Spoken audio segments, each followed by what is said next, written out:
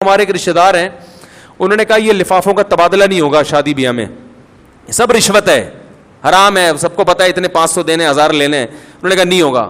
بڑا خاندان میں ہنگامہ ہوا, نفرتیں پیدا ہوئی, لڑائی جھگڑے ہوئے.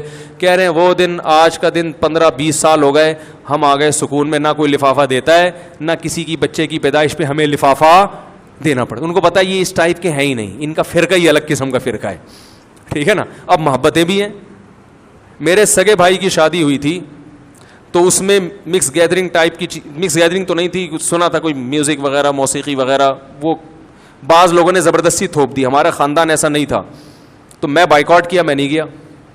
بڑا ہنگامہ ہوا, بھائی کی شادی میں نہیں آیا, لیکن وہ ایک دفعہ ہنگامہ افورڈ کیا. اس کے بعد اللہ کا شکر ہے جس شادی میں جانا چاہیں جاتے ہیں, نہیں جانا چاہیں نہیں جاتے. وہ کہتے ہیں بھائی کے بائیکاٹ کر لیا تو ہمیں کیوں لفٹ کرائے گا, یہ سمجھ رہے ہو. اور اللہ نے اس کی برکت سے اپنی شادی میں کئی دفعہ جانے کی توفیق نصیب فرمائی.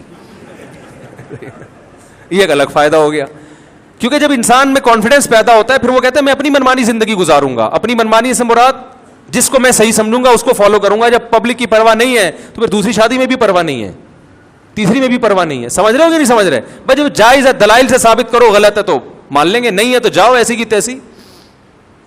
نہیں آ رہی بات. اور اس کا فائدہ ہے لٹک کے. پھر یہ 4 شادیاں پتہ نہیں کہاں سے آ گئیں, مقصد ابھی 4 شادیاں نہیں ہیں, مثال سے سمجھا رہا ہوں بات کو, کہ ایک فیصلہ کر لو کہ اللہ کو راضی کر کے چلنا ہے یا مخلوق کو.